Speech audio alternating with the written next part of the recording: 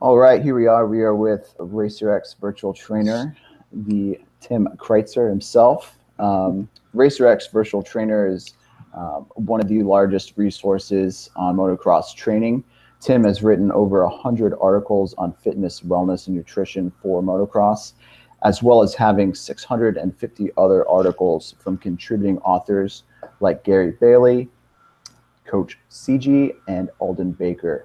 Tim, thanks for joining us today. How are we doing? Yeah, thanks for having me, man. I guess I never realized how many articles and stuff were out there and stuff like that on the website, so that's kind of cool. I've always wondered how many articles I actually wrote. But, yeah, well, I was actually taking that straight from your LinkedIn bio. So. Oh, well, there you go. Then it might be a lie, but there are a lot out there. I never went in and actually counted, but there's probably way more than I gave myself credit for on there, but yeah, that's cool. Yeah, well, I mean, I can remember when I was in school, that was back in 2009, 2010. Yeah. We started to connect, and I started writing a few articles for you, and I mean, you had a large database already of articles, so you've had quite the quite the website going before I even got involved. So yeah. it's pretty amazing. Yeah, I remember when you were a student, you were in Tampa or Orlando? You were in Tampa, weren't you? Yeah, I was at Tampa. Yeah, that's what I thought. Yeah. Yeah, and it's funny because you were actually an engineer and I was in the engineering program. Can you kind of talk before RacerX VT started? How did that transition go from engineering into fitness? Because you've always been involved with fitness, but how did you get started before RacerX VT started? Well, like you said, I was an engineer, and I was working in Orlando at the time, and I've always been a stick and ball athlete and kind of used running and cycling and all that stuff for fitness. But I have a master's degree in mechanical engineering and was doing that as a career for a long time. The guy that actually sat next to me in our cubes, Rich Valdez, he still works as an engineer, but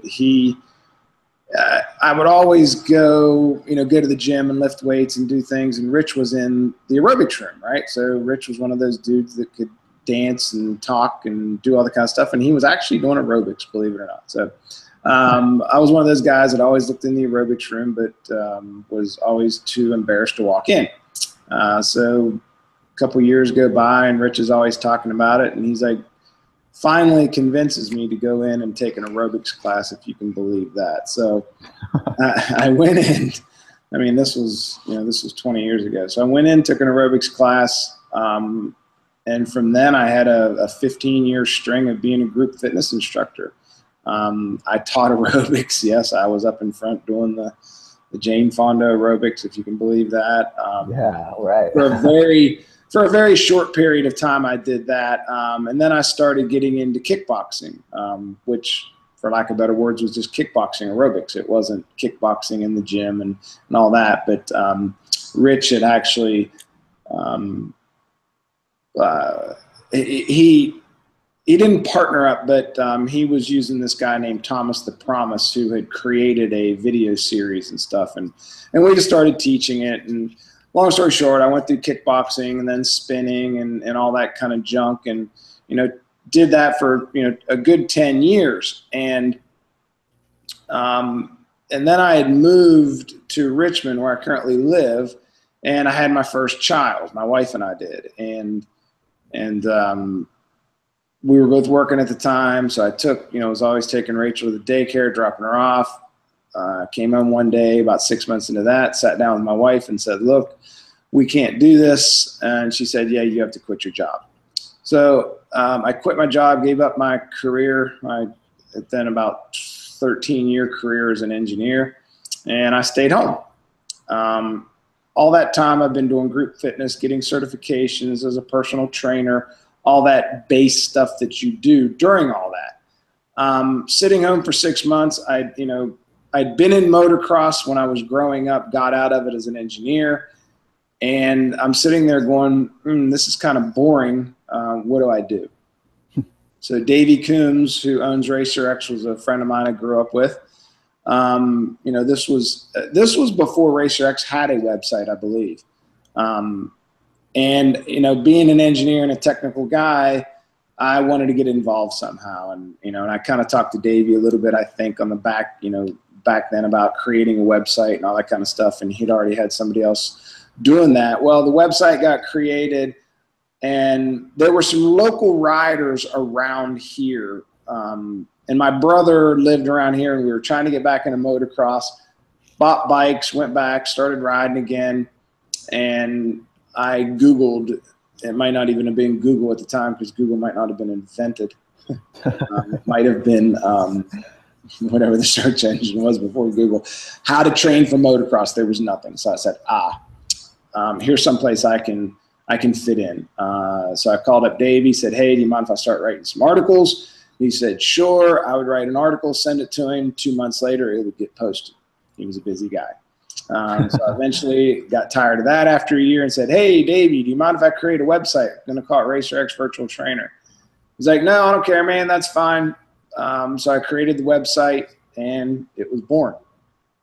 And then going through all of that, you know, going to Loretta's and, you know, getting involved in the sport and all that, I really met my mentor of all this is Seiji, Coach Seiji. That guy is the smartest, best trainer, smartest person I've ever known, has pointed me in the direction of all the things that I need to know about fitness and training. And he really is the backbone and heart and soul of Virtual Trainer. I take care of the day-to-day stuff. But everything, all the books that I've read, all the stuff that I've learned has all come from his direction. Because before he came along, I was just kind of spitting out what I'd learned in, you know, from ACE and AFA and all that stuff, which was all group fitness oriented. Well, group fitness doesn't really play very well, or even personal training, those certifications that you get, you know, they're a couple hours and you get a personal training certificate. It's nothing like, you know, what you have gotten from school and stuff like that, and what Seiji has. So I learned, went through the years, figured out what I did wrong, what I needed to do better, how to apply the things that I knew to motocross and fitness and stuff like that. So that's really how the Virtual Trainer website was born and came to be. Wow. Yeah, that's that was a little bit more extensive than I remember. And how did you guys connect with Coach CG? Because I was at Loretta's one day, and he walked up to me and he was like, hey, are you the guy that's writing Virtual Trainer? And at first he came up to me going, dude, what you're doing is really stupid. You don't know what you're talking about. And hey, you know, I could really help you. And he was a trainer in the industry and stuff like that. So at that, you know, I don't know. I don't have a big ego. I know that I didn't know a lot. There was no resource on the web, on the internet, for just training for motocross. There was none. And I never had the intention of making Virtual Trainer all about me and what I believe and what I do, because it's always been a hobby. I've never been like, oh, I don't want other trainers' opinions. I don't, you know, want any of that, because I wasn't ever really trying to make a living off of it. So the perspective or the angle that I was taking from that was, hey, everybody's invited. You know, I want all the, you know, and I'm not a dumb person. I went and I talked to people. I met you. I met Charles Dow out in California, and Rob Beams down in Orlando, and different things like that. And over the years of Virtual Trainer, you know, and they'll remain nameless, but there are a large number of trainers that I met and was like, dude, you're part of the problem. You're the ones I don't want your information out there. Yeah. Because as I went through that, and then of course the website starts to pick up some steam and getting viewers and all that kind of stuff. Now I'm getting people calling me, like, you know, just amateur riders, and then through Seiji, and then I hooked up with Cooper Webb and some things like that. And I'm hearing them tell me things. Hey, why aren't we doing this? Like standing on a Bosu ball and balancing with one arm up in the air and things like that. So I knew that there was a contingent of trainers out there that were doing stuff that I knew from learning from Seiji that that's really not quite the way you're supposed to do it. So the website was always about a voice of people that know what they're talking about. Yeah, you know, and I think that's what really drew me to virtual trainer in the first place, was that when I was trying to train, there was really nothing out there. And I think I was in high school at the time, so I was probably maybe 15, and I tried to train myself, and I didn't know anything back then. So, you know, your website has really kind of, you know, almost evolved the way we think about training, because we have just a large number of people contributing to it. And I'm kind of surprised in general that we don't see that more often. I mean, at least from my perspective, I feel like the sport in general is just so secretive about everybody's program. You know, you've got Alden Baker down in Florida, then you got some guys in California. They don't really put out a whole lot of information out there. Why do you think that is? Well, I mean, you talk about Eldon. Eldon's a good friend of mine, and Eldon's not secretive at all. Every time I interview him, any question I ask, he answers straight up. If he's secretive about anything, like I've asked him about heart rate data and stuff like that, and he's like, "Look, you know, I know better than to ask that. That's personal data. That's right. Yeah, that he should be putting out there." But you know, when I ask him, he gives me full access to his gym. Anything. He's never been secretive at all. You know, written some articles and things like that. The problem with Eldon is he just doesn't want the spotlight. He really doesn't. He doesn't want to be focused on. That's probably what I'm getting confused then, you know, because I mean it's such a, like, he's so famous now, I guess you could say, that he's getting that spotlight naturally. So I mean that makes sense. But if you ask him a question about, you know, do you strength train your riders? Absolutely, I do. Do you rehab? Do you follow them through rehab? Do you go to the doctor with them? Absolutely. You know, ask him about nutrition. Now, honestly, I think he's a little cuckoo for Cocoa Puffs when it comes to nutrition. But he's not sitting there 20 pounds overweight like I am. So maybe I'm the dumb one and he's not. But, you know, he's very, very, very strict on his nutrition with his riders. I tend to think that I like my riders to be a little bigger and stronger. Now, do I want them looking like a fullback or a lineman? No, I want them looking like a defensive back. Do I want them looking like the skinny wide receiver that's going to break when they hit the ground? No. With that said, I don't have 15 years worth of championships either. So he obviously knows what he's doing. But if you go to the secretiveness, I think the people that I've found in life that the people who are secretive about what they do don't know what they're doing. So they're secretive so they don't have to talk about it. Right. Yeah, that makes a lot of sense. You know. Yeah. And that's so true when you look at the number of authors and contributing articles you have. They're mostly from guys that have been in the sport and they've done, you know, some big things like CG and you know, and Alden. Mm-hmm. Now, kind of talk me through your motocross fitness standard, because I was looking at that earlier this year and I was trying to play around with something similar. Where did that come from? And I'm kind of curious why, and it's a little difficult, but why do you think there's not more of a standard for training as opposed to a stick and ball sport like football or basketball or baseball? You mean, how did I come about creating the premium training stuff? No, there was you have like the motocross fitness standard. It's like a benchmark. Oh, the fitness test. Yeah. Yeah. Yep. I mean, that was never there's no science behind that. The only science that is behind that was Seiji and I were talking on the phone one day, and God, I can't remember. I was talking about how we've always had a conversation, always had kind of these long talks about how do you measure fitness in motocross? You know, how do you measure it? How do you measure power? He's tried to go on and develop things, you know, like devices that you wear that would measure. Seiji has a very strong cycling background. So in cycling, it's very easy to measure power. Very, very easy. You have a power meter on your bike. And everything in cycling is designed around how much power you put in and how long you do that. You know, like when you go to the gym and somebody tells you to do 15 reps of a certain weight, well, 15 reps, 10 reps, 30 reps, all that was just an estimation and a way of a trainer to get you to do work. If you could measure work, that's what you would prescribe.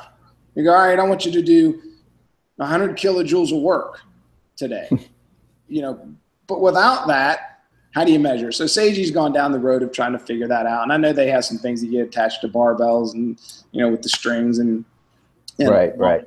things. And they've developed jackets that you can wear that measure work and things like that. So we're always kind of throwing that around. And how do you measure, you know, how do you measure work on a motorcycle?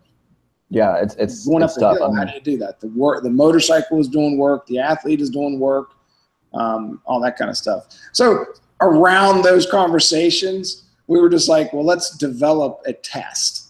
It wasn't a test. It was just a workout and a way to get people excited and involved about training. I mean, the hardest thing about training, you know, as a trainer, the hardest thing to do is get people to stop talking about it and go exercise. Yeah. You know, so it was just kind of a way for us to have a little bit of fun. Now, Seiji did put some thought into that as far as trying to make it kind of motocross specific. And it's been a while since I've looked at what we did. But I know he put some thought into, you know, the work rest ratios and the different exercises that he combined to do that. So that's where that came from. So don't put too much into that. Yeah, no, you know, it's just so funny because, you know, like you said, it's kind of hard to measure, you know, measure like any kind of work capacity of a rider. And especially like when you start looking at kids that are coming up through the amateur ranks who are going from, you know, 20-minute motos and Loretta's, and then all of a sudden you've got a 35 plus 2 laps. And so I was just trying to figure out, you know, if there was a way to kind of help measure that and almost create a standard. But you were talking about more so, you were more into strength training.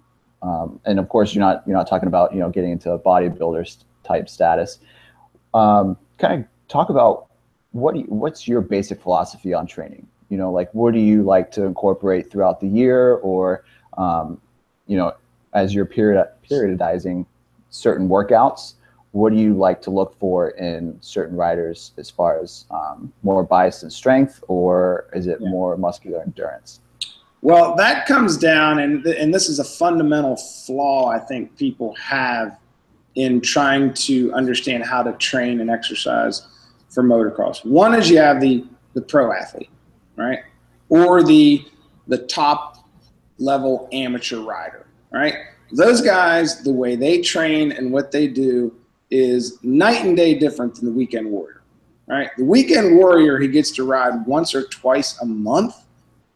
All I'm interested in that dude, I'll spin it like it's motocross specific, but it's not. He's not riding. He's riding twice or 3 times a month. How am I going to train for an activity? How am I going to specifically train for an activity that he's doing 3 times a month? I'm not. I'm just going to generally try to get this dude into shape. Right. Whether that's CrossFit or, you know, and some people respond to CrossFit and they love that. Some people respond to just very strict strength training, periodization, you know, going through 3 different periods and things like that, and throwing in cycling and biking and all that. So to take what a pro does, and I get this from riders all the time, you know, that'll all of a sudden want to do something that the pros are doing. Well, the pros are getting 95% of their training from the motorcycle. If you can do that as an amateur, well, I'm going to train you differently. Good for you. But most of them don't. So my philosophy on the weekend warrior, I just want to get the dude in shape. I want to get him in better shape. I want to put a little bit of muscle on him so when he does hit the ground, and he's going to hit the ground every single weekend, that he doesn't bust a shoulder, bust an arm, whatever. I think the stronger you are, the less likely you are to get injured. That's my basic philosophy for the weekend warrior. And then through the website, just like anybody else, I'm trying to spin it 50 different ways to have 50 different options for 50 different guys to get interested in it. Because if I just do CrossFit, I'm going to take a segment of the population that thinks CrossFit is absolutely stupid, and then and if I just do regular, periodized strength training, all the people that want to do CrossFit are going to be alienated and out. When for the weekend warrior, I think both of those programs work out well. Again, remember, this is for the dude who thinks he's a motocross athlete, but rides 3 or 4 times a month. Yeah. So now for the pro guy, totally different. Totally different. I look at my, and I've worked with some pro riders, and it all depends on what they need. If I've got a kid like Cooper, my objective with Cooper as he was coming up was, one, to teach him, because he had no clue how to train. None. So how can you go in and throw a great big program on these guys when they don't know how to do a simple squat, deadlift, or they have no idea how to cycle or to run or anything else? So there's a lot of education in there, educating them about nutrition, educating them about recovery training, educating them about the fact that when they get injured, all of their body's energy resources are going to fixing that injury, and that the worst thing you can do is to train through an injury when your body is trying to heal itself. And I'm talking a major injury like a torn ACL or a busted shoulder. Yeah. So with my pro riders, I try to educate them.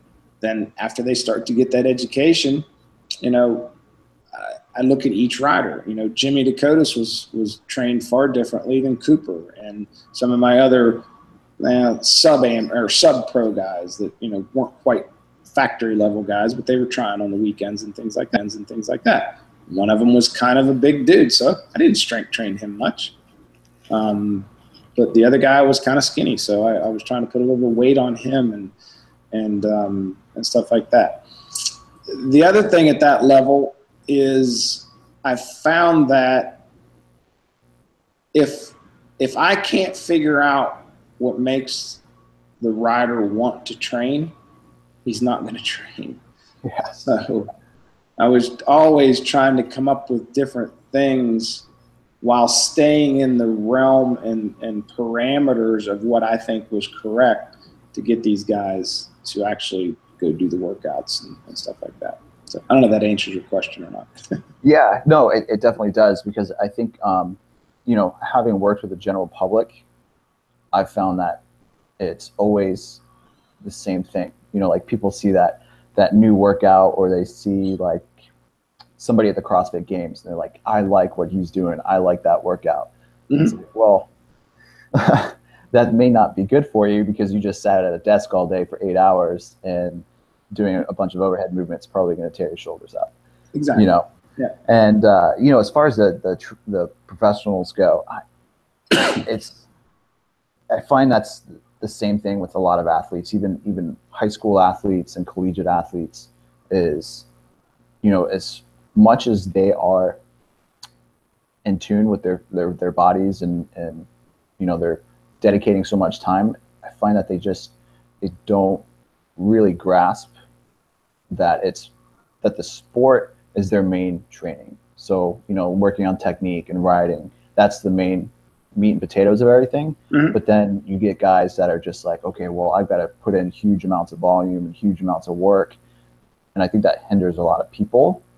And what you just touched on is it's more about adding to the riding rather than kind of overlapping it. And I think that's where a lot of people fall short, especially with the weekend warriors. Yeah. Did you kind of agree with that? Absolutely. My professional riders that I've had, I haven't had a ton. So, I mean, I always, try to be transparent with what my skill set is. I don't know everything about pro training or pro riders. I'm not on the road with them, things like that. I forget where I was going with that. Jeez, it was a bird just flew out the window and totally distracted me.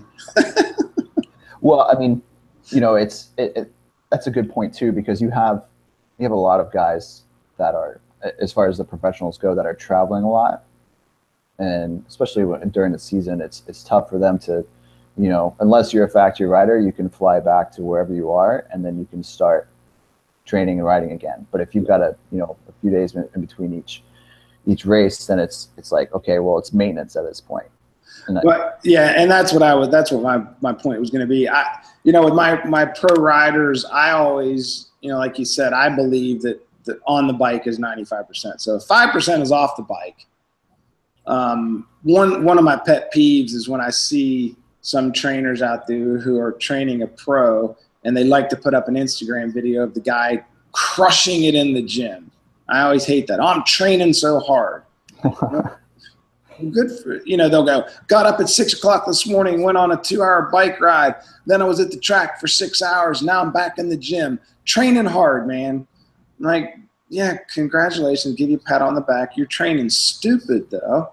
Yeah. You can only beat the body up so much and it needs recovery. Seiji's always told me, and I'm sure he got this out of a book. He's the one that coined it, but work plus recovery equals fitness. If you just have all work and no recovery, you got no fitness. The equation doesn't work. So with my pro riders, I was always just trying to use the gym or the bike or whatever it was they wanted to do as a supplement to what they weren't getting on the motorcycle. So if they're out there riding for 4 hours, high intensity, blasting zone 5 heart rates the whole time, last thing I'm going to do is take them in the gym or on a bike ride that's high intensity. Yeah. They already did that. They already got that part of the energy system nailed. What they don't have a lot of times is the flexibility, the mobility, the base training. I'd send guys out on maybe a 2-hour bike ride, and I'd tell them, I don't want anything higher than a zone 1, zone 2. They get done and go, that workout sucked. What do you mean that workout sucked? I wasn't even tired. That's not the point of the workout, knucklehead. So I think as trainers as well, one of the things that we battle, and I've said this forever, motocross is not, so it not being a stick and ball sport, part of the high school system, right? So let's take a football, baseball, basketball kid from elementary school all the way through high school. He's exposed to coaches, good or bad. He's exposed to coaches, right? Mm-hmm. Go through high school. If you're a football player or whatever, you're probably in the gym. So good or bad, you learned how to lift weights a little bit. Even if it's wrong, you know what a bench press is, you know what a squat is, you know what a deadlift is. What about the motocross dude? He's out there with dad at the track. Dad has no idea how to train. So when he gets out and he's maybe going through high school or college and he's getting to that next level, he doesn't have a clue. No clue. He's never been around a coach. He's never been around a trainer. All he's ever been exposed to was dad and nowadays what he read on the internet. So I think that's been my number one most difficult thing is the education of the athlete, whether it's a weekend warrior or even the pro. Gosh, some of these pro guys, oh my goodness, they just kill me. Yeah, it's so funny because what was I listening to? Was it the Pulp MX show the other day? And it was Jake Weimer, and he was talking about how him and Brock Tickle got up super early, and it was literally just like you said. They got up early, did this gnarly bike ride, and then they started riding, and then they went back into the gym. And it's interesting to hear them talk about the intensity of the training, and even for like Brock Tickle, who's in season right now. And you start to see guys like Villapoto, like Dungey, and granted, with Trey Kennard just retiring, I mean, he had a bunch of injuries, but it seems, at least to me, it seems like guys are getting in sooner and then they're just leaving. I mean, like they got their money, they've got their success if they've done well, Mm-hmm. and then they're getting out sooner. I mean, what was Ryan Villapoto? 27, 28? Yeah. I mean, I just feel like there's a lot of burnout much sooner than there was before. Yeah, I don't know. I don't know where to go with these guys quitting early. I think sometimes they get, they make a bunch of money, and it's hard. It's they may say they love motocross, but the guys who really loved it were Kevin Windham and some of those guys.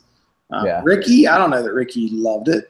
I don't know that Ryan Villapoto loved it. If they loved it, they would have been crying when they retired. They'd have been really upset that they had to retire. They weren't. They were glad to get the hell out. Yeah. Whatever. I'm not judging them. I'd get the hell out too. If I had made all that money and now I could sit around and have fun and commentate and do all that kind of stuff. But if I really, really loved to race, and that was like my singular, I just love racing, then you probably wouldn't retire. You'd become a John Dowd, Kevin Windham, Andrew Short, those guys. They did. Andrew Short did not stay in motocross as long as he did because he was broke. Yeah. Oh, yeah. He stayed in it because he loves to race and he loves to ride. But yeah, the pro guys, some of that also, I think, when Tickle or some of those guys talk about, oh yeah, I got up at 6 o'clock this morning, went on this gnarly bike ride and blah, blah, blah. I look at that and go, that's awesome. What else is he going to say? I got up this morning, went on a really easy bike ride. That's not exciting. I went on a recovery ride this morning. That's not exciting. That's boring. Nobody wants to hear that shit. Yeah. I mean, why do you think the guy balances on a Bosu ball while doing a kettlebell swing? Because a regular kettlebell swing is boring looking. Because you got to post it on Instagram and get likes. Yeah, he's trying to impress you, and he's trying to. I mean, I've done that before. We've all posted shit that wasn't true just to go, to pump it up. You want to sound like a badass. Yeah. Well, switching gears here. You have a forum on RacerX Virtual Trainer, and I mean it's a great forum. You've got different topics. Recovering from injuries, just general training, nutrition. What do you see that most people, weekend warriors are posting on there? What are they struggling with the most? Well, to be honest with you, that forum never, ever, ever took off.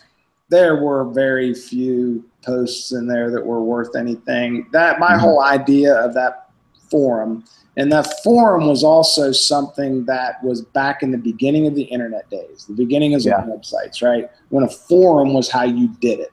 Now, I prefer somebody go to the Facebook page or Twitter or Instagram comments, than to go onto a forum, and the forum never really, it just didn't take off the way I wanted it to. I envisioned that to, again, be an expert forum. What I did not want to do, and maybe one of the reasons why it didn't take off, is I wanted it to be an educational source, not the opinion from, Johnny's big brother who met Ryan Villapoto's third cousin who was married to his, whatever. I didn't want those opinions. When somebody went on there and asked a question, I didn't want just anybody giving an answer. I wanted the answer from me, Seiji, Charles, at the time, Dr. Augustine, Dr. Bodner, Eddie Casillas. I wanted them to actually have an expert answer, not a dumb answer. So that's why I closed the forum to a registration only. It wasn't an open forum, but dude, fitness and motocross is tough. It is a tough sell, and most people just aren't interested. Yeah. I mean, it's tough because it's such a physical sport, and I feel like most people struggle with arm pump or feel exhausted after after a few laps. And it's like, man, if you just trained a little bit, you don't have to do a whole lot. It would probably pay off big time.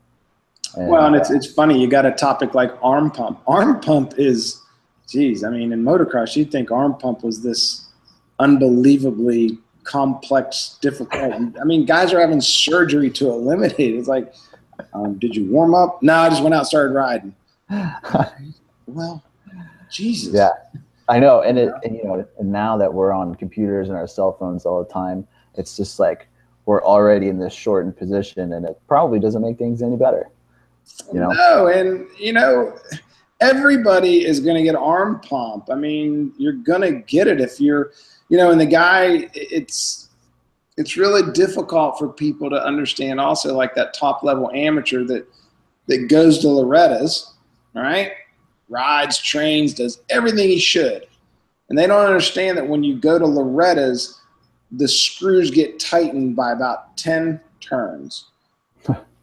Anxiety, mental, everything gets torqued up. Plus, you're not doing a 7-minute moto that you did at your local track. You're doing a 20-minute moto.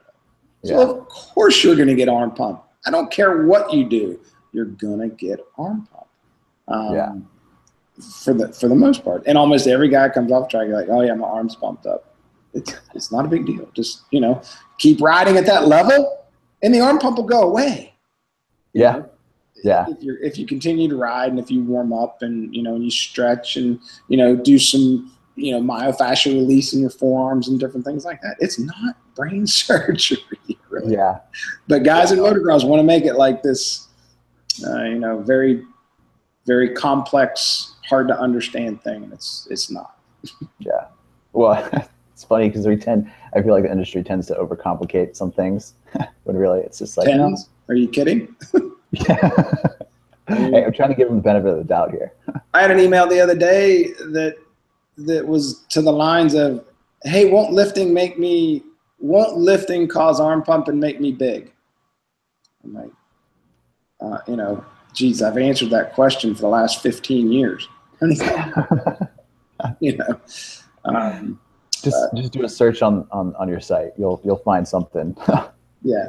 Well, it's just, I guess it comes to people just not really putting in the work to read art. Because a lot of times I'll get questions and I'll say, hey, do a search on the website. There's 4 articles out there. And then and then I'll say, let me know when you've read those articles and we'll discuss it more. And then I never hear back from the people. So a lot of times people don't want the answer, or they want to take a pill, or they want the shortcut. They don't want to know that, you actually have to exercise and train and do things to be fit. You can't just, read an article or talk to your buddy about it or whatever. So, yeah. Well, if there was 3 things that every weekend warrior could do, what would you recommend? Top 3 things for training? Ride as much as you can. Every single chance you get, ride. That's number 1. 2, be consistent with what you do. Train every day. Whether that means it's a recovery day or it's a total day off. A lot of people don't understand a day off is a day that you're working out. All right. What you're doing on that day off, that doesn't mean to whatever. It's a day off. It's a recovery day. It's a part of it. So be consistent in your training. Train. And what I mean by train 7 days a week, think about doing something 7 days a week. If it's just stretching, stretch. If it's taking a day off, that's one of the 7 days. If it's working hard, work hard. But you got to be consistent. You can't lift weights once a week or work on cardio twice a week. So that's 3 days out of 7 and expect to be fit. It's just not going to happen. So ride your motorcycle as much as you can. Stay consistent. And for the people that are a little bit overweight, be honest with yourself. Look at why are you overweight. Be honest. Are you overweight because you're lazy? Are you overweight because, you just don't have any idea how to eat? Figure out what the problems are that's holding you back from doing something and fix it. And if you can't fix it, ask yourself honestly whether or not you really want it fixed. Yeah, that's a good point. You know, it's like a self-evaluation. It's like, okay, well, I'm getting tired all the time on the bike. Well, okay, I'm not being consistent. And then I'm eating like crap, especially at the track. I mean, I know when I was riding all the time, we would always get a bag of Sun Chips, and that was my lunch when I was at the track. Yeah. Just a bag of Sun Chips, Yeah. and I would drink Gatorade. So, I mean, it's you know, like you said before, it's almost like people just want to take a pill, or there's like some magical answer. It's like, no, just be consistent with what you're doing. Well, there's one thing about me that I know for a fact is that I'm honest. I'm not going to sugarcoat something. I look at an overweight person and I go, unless you have something physically wrong with you and you're coming to me asking for help on how to lose weight, you've already lost me, because it's not hard. If you want to lose weight, there's two things that everybody in the world knows you have to do: diet and exercise. So if you're coming to me and you're overweight, I'm already kind of frustrated going, what? Because I don't think you really want to be thin or fit. I think you want to say it, but you don't actually want to do the process to get there. You know? So I think that, and I'm being tough on people. I know life gets in the way, and, you know, relationships, and as you get older, you know, you get depressed about things, you get happy, you get sad. Emotions play a big role in that. But when I've got a young rider and he's not overweight, let's say, but he's just out of shape, and, you know, a lot of times they don't like it because I'm just brutally honest. I'm like, dude, look at your training logs last month. Of the 5 days that I had like structured workouts for you, you did 1 a week. Oof. Or 2 a week. I'm like, you just totally kicked the consistency out. I get into this a lot with I'm also a track coach at the high school and the middle school here locally. And I just had a conversation. I'm not the head coach. I'm one of the assistant coaches. And one of the boy distance runners, was bitching and complaining about our cross country coach. And while I don't agree with everything our cross country coach does, I think he's a good guy and he's a good coach. And he is not the person that's holding the boys or the kids back from running better each year, right? I think it's the kids. I think the kids are just they've found an excuse to blame the coach, and you know, they're not honest about it. And this boy was, you know, none of us PR'd last year. And so we went back or this year, as we're going through summer, he's already, you know, his sister is good friends with my daughter, so I get all the information from him, my daughter, you know, who's on the track team and cross country team. And more often than not, this group of boys aren't at practice. I'm like, well, you know, there's your problem. There's why you're not getting better. Yeah, you're not doing what your coach is telling you to do. And in motocross, I find it the same way too. It's, you know, either do the work or stop asking for me to help you do the work. Right. Yeah, you definitely touched on nutrition a few times and eating well. Is there a couple of things that you would suggest to most weekend warriors that are, you know, like you said, that are a little overweight, trying to, you know, cut back a few pounds? Like, what would you suggest? My number one thing about nutrition, for me, again, I'm not a nutritionist, I'm not a dietitian, I don't have an advanced degree, but I'm repeating a lot of things that I've heard people with those degrees say. One is, don't make it difficult. And it's very easy to make it simple. Never, ever, ever again go eat fast food. That's pretty simple.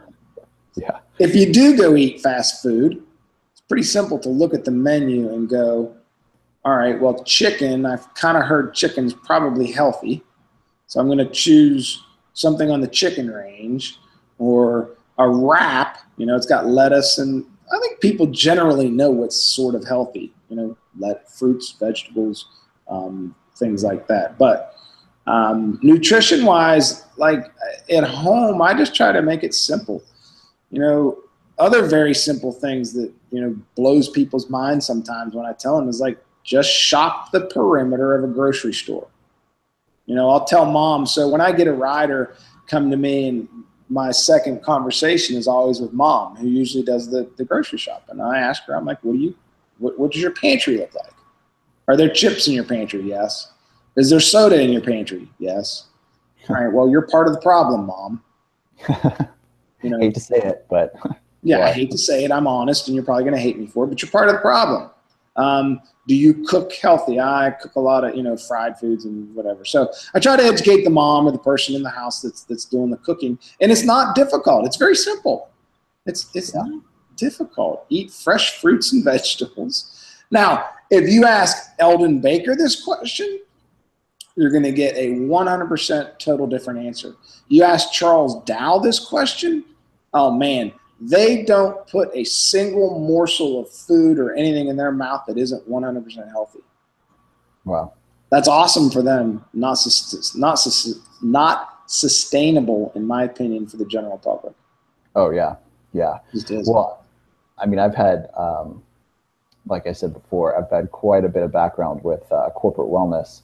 Mm-hmm. And, working with the general public is sometimes like pulling teeth, just because they just the education isn't out there, and they assume that it's complicated, but it's just not. Just cook your own food, stop drinking soda, and it's not difficult. And people, like, if you watch the Today Show and some of those things, they keep running these segments about our local chef is here to make it simple. Finally discover, the secrets of, I'm like, dude, there are no secrets. It's not difficult. Everybody, if you sat people down and you really asked them what the smart choices were, they know. But a lot of people are just too lazy to do the right thing. Yeah. They don't want to. Oh, I work too much. I don't give a shit if you work too much. If you want to be healthy, you'll figure out a way. I tell some of my corporate clients that, guys that don't have a job and, I just don't have time. I'm like, all right, well, it's not important enough to you. Because this morning when you woke up, did you brush your teeth? Yeah. Did you take a shower? Yeah. Did you get dressed? Yeah. That was all important shit, right? So you did it. But yeah. I guarantee you, if a doctor, and we've seen this before over and over again, when you get an unhealthy person that might be in their 60s or 70s and they have a heart attack, what happens when the doctor tells them to clean their diet up and they've got to eat right? It changes. Immediately. They go, I can't have that. I had a heart attack. So now, all of a sudden, eating healthy became very important to them.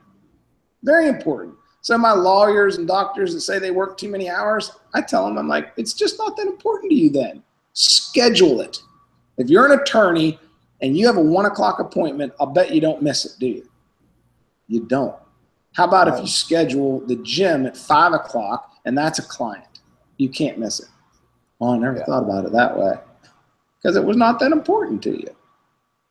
And eating, I think, is the same way too. It's just if it's not important, it's easy to stop and grab a McDonald's. It's easy. Yeah. Well, I mean, it's like you said, it's not a priority, so it gets overlooked, and next thing you know, you've been doing that for 10 years and you're overweight. So absolutely, it all comes down to what's important to you. Yeah, totally. And saying it's important because that's what you think. I'd rather a person that's overweight just say, you know what, I'm overweight and I don't give a crap. I'm happy the way I am. And I'm not judging it. That's great. You want to be overweight? You might live to be 90. Awesome. Good for you. That's great. I really don't judge it. If you want to be overweight. But don't come to me when you're overweight asking for a solution, because you already know the damn solution. Yeah. I don't know what you want. You want somebody to tell you it's all right, or it's going to change, magically. I don't know. Yeah, it's a tricky topic, because like you said, as long as if they were at least acknowledging it and happy, then that's one thing. But when you're not happy and you're not doing anything, it's totally different. Yeah. I think those people that say that, they aren't actually unhappy about it. They're just saying stuff that make them feel better because that's what they think people want to hear. Right. You know, oh, I need to lose 20 pounds. Well, then lose 20 pounds. Yeah. Oh, I've tried every extra diet out there. You haven't. the one that works. Clearly. Yeah. Yeah. Right. So what, where do you think the future of the sport's going as far as training and how the training will adapt to, kids that are starting younger and younger? They're almost being bred for professionals. Where do you see trainers and the training approach over the course of the years? What's your... Honestly, I don't think it's going to change at all.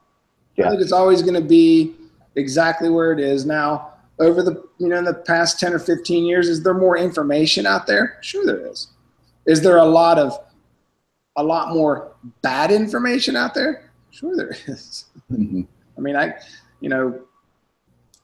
I just don't think it's going to change. I think you're always going to have dad training little Johnny, and then little Johnny coming up and being trained by an ex-pro rider, who there are some that know what they're talking about. There's a vast majority of others that haven't a clue. Not have a clue. And then there's always going to be new stock of trainers like you and I haven't been contacted in a couple years from people like you who are in school trying to learn from it.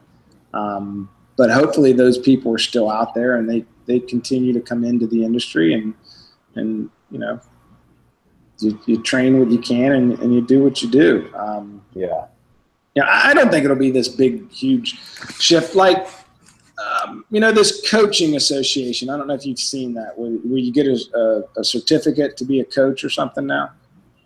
Yeah. I think that on the I honestly haven't dove into it deeper to see what that's all about. But, back in the day, I talked to Eldon and Seiji and Charles about doing something like that to where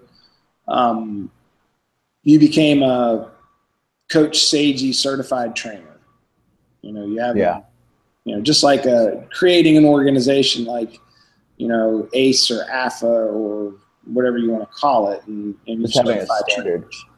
I don't know. I'd love to see something like that happen, but I don't think there's enough interest in motocross to really ever do it. Of the 15 years I've been involved, I think I know maybe 4 guys who have made a living off of training riders. The rest of them are starving out of the industry or they're doing this part-time. So, it's tough because, like you said, you've got so many of these people that are putting, flashy posts on social media, and it kind of dilutes the quality of information, out there. And, it kind of takes away from those 4 guys, like you said. But that's why the virtual trainer website will always be there.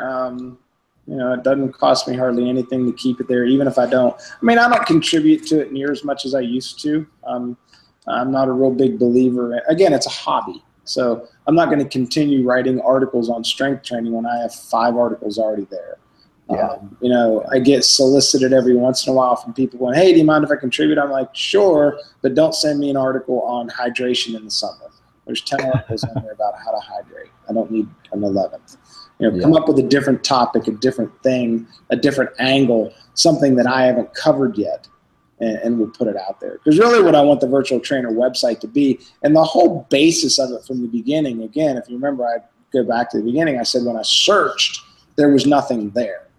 I wanted to create a database of information that riders could go and read and kind of maybe spark their interest and wet their whistle for what I perceived to be right, a right way to train and move forward. And that was the whole point of the virtual trainer website. Well, you've definitely done an outstanding job with that, because if you go on there, there's so much information. I mean, you've had Gary Bailey with riding techniques. Yep. I mean, you've had tons and tons of information, and now you have the premium training. Mm-hmm. Can you talk a little bit about that? Because I think that's really cool that you have such a big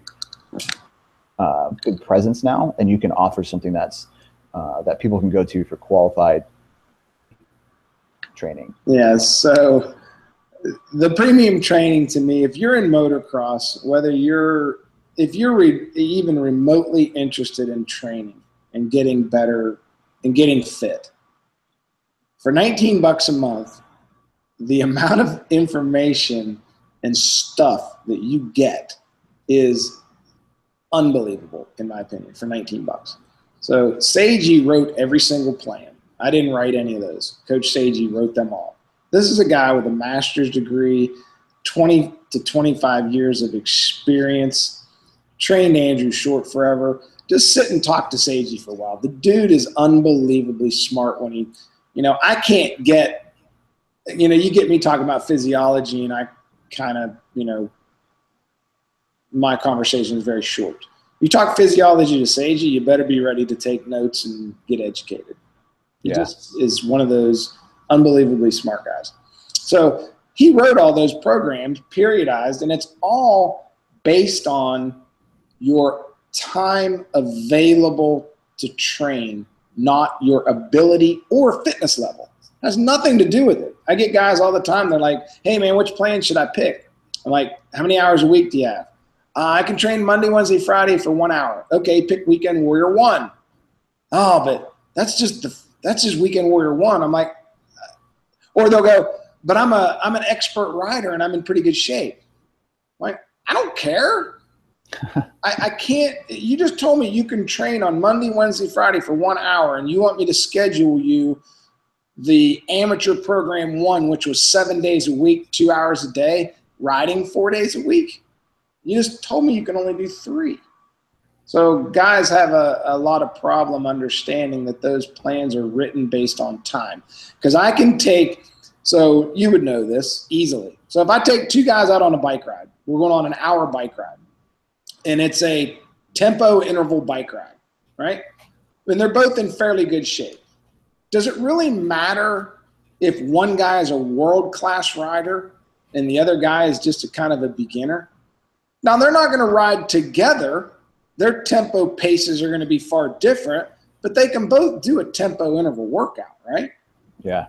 And if they both of them tell me they have 2 hours, that's all I got available, coach, is 2 hours. Well, then their workouts are going to look on paper almost identical. Their pacing is different, their heart rate zones are different or whatever, but the workout's the same. If I take 2 guys to a gym to strength train, we have 1 hour, and again, this is group fitness. I'm not those premium training things are not meant for individual. I didn't write them for you and you and you and you. I wrote them for group fitness. So right. When I'm teaching kickboxing or aerobics or spin, I don't go in and ask everybody, hey, when's the last time you have knee injuries, or you flexible, or you this? I don't. We group train, right? So those premium training plans are group fitness plans is what they really are. So if I take 2 kids, one's super fit, the other's not fit, I can take them both to the gym and strength train them at the exact same time, right? They both have an hour. They're going to use different loads, different weights, but they can still do the same type of workout. So it's not like there's a unfit workout that then goes to a moderately fit workout that then goes to a super fit workout. It's all based on time. Yeah. No, that's really cool, because I think that's, a common misconception that, like you just touched on it. It's, oh, well, I'm at this ability level on the bike. And it's like, well, no, even if I wrote you an elaborate 5-day-a-week workout plan for 6 months, are you going to be able to do that on the availability that you just gave me of just 3 days? Yeah. So, and I take those premium training plans. Some guys go, well, I want more in-depth stuff. I'm like, all right, well, it's going to cost you more than $19. I'm not going to sit here and, when I write programs for people, it takes me 2 or 3 hours. Yeah. Yeah. It's a lot that goes into it. It's pretty tedious. I mean, I could do it in a half hour and kind of ignore you and just keep throwing the same shit at you. But I don't coach that way, and I don't train that way. I want my riders to get, if they're paying me, a personal training fee, then, I'm gonna put the time in it and get them what they want. And it's certainly going to cost more than $19. Yeah. Well, I mean, you get what you pay for. It's quality. Yeah. So what's next for RacerX Virtual Trainer? Do you have any big plans? What's on the horizon? What do you have in mind for? I don't. The website, and I did my, I came into this 15 years ago, and everything I've ever done with that website, the reason why it hasn't been updated in the past 7 or 8 years, and the reason premium training has kind of stayed where it is because there's no money in it. There's none. And I bet I've spent $20,000 or $30,000 on everything virtual trainer. And it is where it is, and it's not going to go any further. And that's not to say that there's anything wrong with that. I just don't think, I could dump another 10 grand into a new Gee Whiz website, but it's not going to get me anything. I could, Seiji and I, when we did that premium training plan, we had a dollar amount in mind. That was the first time we tried to make money off of all this, right? Mm-hmm. And we make a little bit of money off of it, but I can't support my family off of it. Or even pay my riding fees for the month. I mean, it does well. It does okay. But we had a dollar amount in mind that we said, if we make this amount off of this, then we'll go to the next level. And the next level would be, instead of using Training Peaks and that kind of stuff, that we would build an app. And, we got quotes on the app. The app was going to cost around $20,000 to build, where you now get asked questions and then it builds the workout for you. There's a couple websites out there that do that. But we didn't want to use somebody else's website to do that. We wanted to create our own. So that was really the next level that we were going to go for on the premium training. But I don't see that there's enough interest in training to do that cash outlay and to do all that work. I've been busting my ass on this for 15 years, and at the end of the day, I sit back and go, wow, nobody really gives a crap.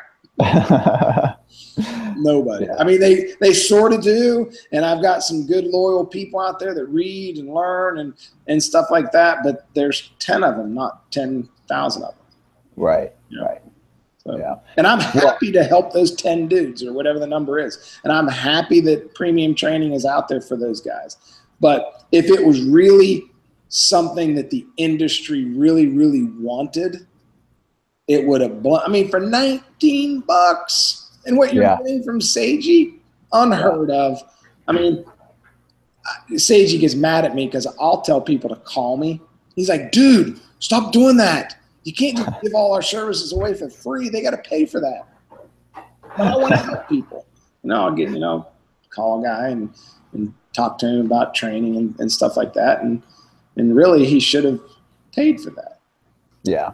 Yeah. Well, I mean, at the end of the day, it's like you still have that mentality. It's like, hey, I'm here to help you guys, and it's but that's the backbone of the site too. Yeah, and I'm here to help. Seiji's still trying to make a living training. I mean, he's gotten out of motocross a little bit and gone into a whole bunch of other stuff, but he has to put food on the table.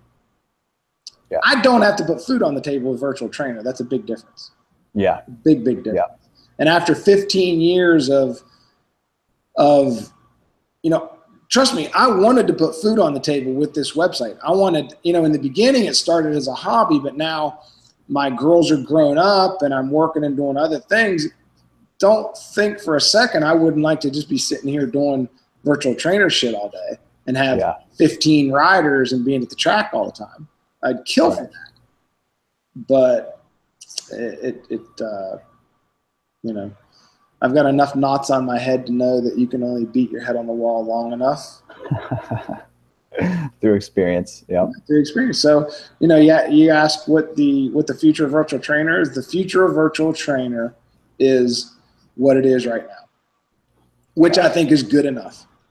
Yeah. Yeah. I mean, it's you have pretty much built, the prime example of what people need to look at. It's a huge resource that if you want to get better, you go there, and that's what it's there for. Yeah, the information is there.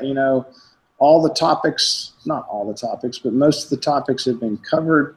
And again, I always put it out there. If you are an educated trainer, that you have an interesting topic that you want to talk about and put up on the website, hey man, it's all yours. It's all yours. It's an open forum for anybody out there that wants to, to talk about fitness and training.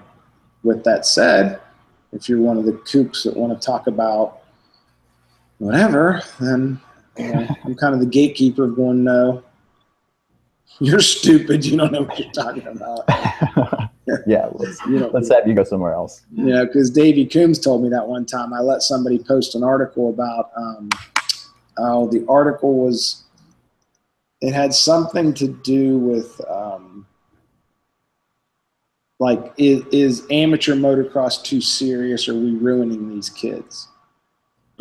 So of course, the Coombses have a business in motocross, so they don't, not really. While I think it was an honest article, it still wasn't, hey, we don't want to be pushing people out of our sport. Right. Instead of making it a negative article, you can talk about it, but in a positive way. Are there things that we can do better? Things like that. Right. So Davey warned me in the beginning, be careful who you give your pulpit to. Yeah. Because he has generously allowed me to do this unencumbered for a long, long time. And I think I've only had 3 or 4 phone calls from him saying, asshole, what are you doing? And those were, hey, anybody doing something for the first time, you're plowing snow, you're going to say the wrong thing and do the wrong thing. But he's, never called and said, I'm shutting this down. This is, not what RacerX is about, or those articles are stupid. He's given me the ability to be kind of the gatekeeper of it.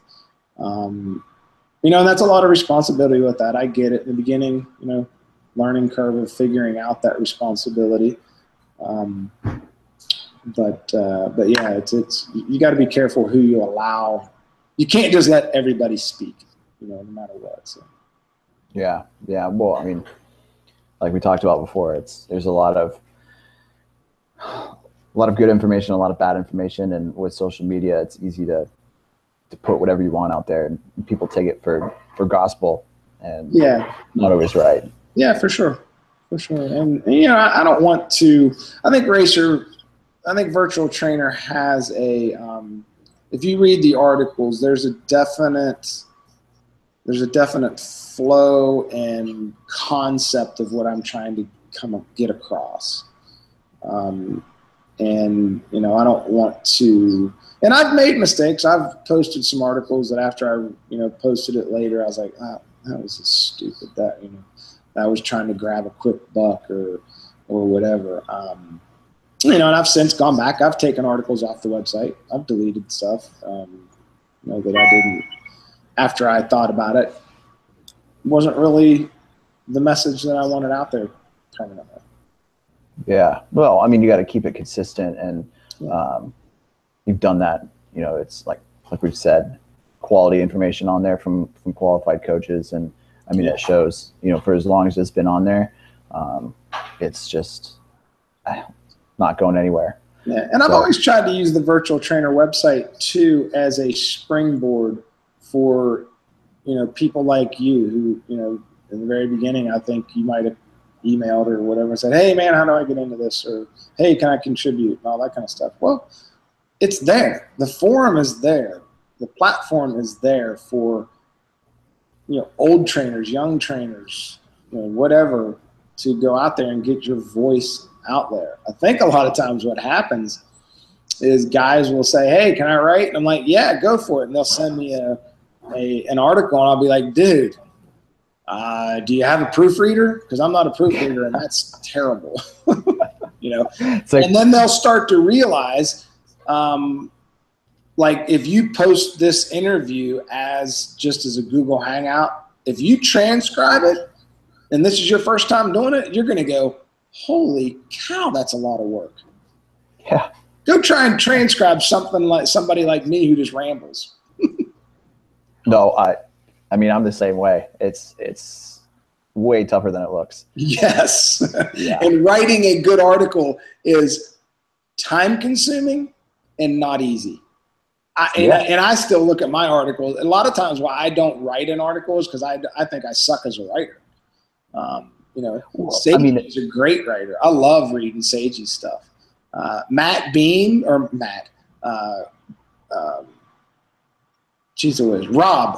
Beams.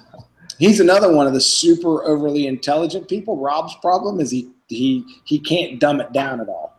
It's just way too in depth all the time. And his articles come to me, you know, they're just too long. And you know, when you're posting things on the internet or on, you know, on a blog like that, it needs to be short, concise. People don't want to read a novel. They, you know, if they have to scroll the page, it's over. So they're not going to read it. So a lot of times I'll get people that want to contribute, and we'll go through these conversations of finally coming up with a topic, and then I kind of never hear from them again. I know exactly what happened. They sat down to put pen to paper and said, shit, this isn't easy. Yeah. Well, I mean, I think, and this goes into coaching as a profession. You know, you can go and get a weekend certification, and then you can go to a 24-hour fitness or LA and just start coaching people or personal training. But to articulate it and get people to understand it and put it on pen and paper, that's where the magic is, you know. And coaching in person to person and having that ability to tell them what they need to do and why they need to do it, and for them to understand is a huge part that coaches need to understand in general, that are coming up and currently coaching now. Yeah. I mean, I always take a hit from people sometimes. They go, well, you're not CSCS certified. You don't have the ASTM certification and all that. And I go, you're right. And I'm transparent about that, and I try to let people know that. But there's two things. A, I'm not trying to make a living at this. And B, I've tried to involve people that do have all those certifications, you know, and I've learned from those people. I mean, I have 15 to 20 years experience now in fitness and stuff. And I do, as an engineer, I do a lot of research. I read articles. I read physiology articles. I read anatomy articles. I study the textbooks. I do all that kind of stuff. And when I write an article, I research stuff. I talk to Seiji. I talk to, you know, the people that are in the know. So after a while, you know, you kind of figure you know what you know. Yeah. Well, you've got the experience. Yeah, the experience. Yeah. Yeah, and that's a huge part. And sometimes people coming out with that degree, you know, I remember being the same way. I came out of school with a master's in engineering and went into my job, and it took about 30 seconds to realize I didn't know shit. Nothing. Yeah. I'm working with 20-year engineers, and I'm like, holy cow, I am dumb as a box of rocks and don't know anything. Yeah, it's another learning curve when you get out there. Yeah, for sure. Well, Tim, I appreciate your time. If people want to learn more about RacerX Virtual Trainer and reach out to you, where can they go?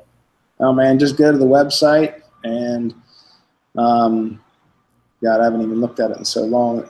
Over on the right-hand side of the menu, I think it says contact, and gosh, my phone number's in there, my email address is in there. If you can't find me and you have a question, you ain't looking.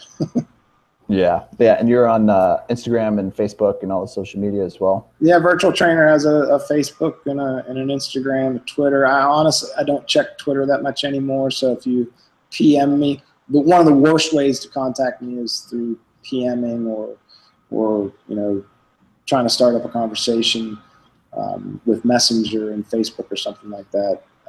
I'm old enough that email. I check my email 1,000 times a day. So. My inbox never has a number on it. It's always 0 because I always go. It's driving me crazy right now. It says 10, and I'm dying to know what those 10 emails are. So, but I'm very easy to get a hold of. Google my name, Google Virtual Trainer. It's not hard. Oh, cool, awesome, Tim. Like I said, thank you for coming on and taking time out of your day to talk about some training, and we'll. If there's interest and if I have any more questions for you, maybe we'll do a round 2 sometime. Yeah, man, anytime, and now that I'm thinking about it, it has been 15 years and you're the first person that's asked to interview me. So I appreciate that. I'm always doing the interviewing, always talking to the trainers and the riders and all that. So I appreciate it's kind of nice to be on this end knowing that when we hang up, I'm done. Yeah, exactly. Don't have to go back and edit things. Don't have to, do any of that kind of stuff or anything. So yeah, no, I really, really do appreciate it. It means a lot to me that you asked, that you wanted to hear what I had to say. So I appreciate that. Yeah, well, there's a first time for everything, and like I said, I'd love to do this again sometime, and we'll stay in touch. Okay, sounds great, man. Thanks. All right, thanks, Tim. Okay, bye. All right, bye.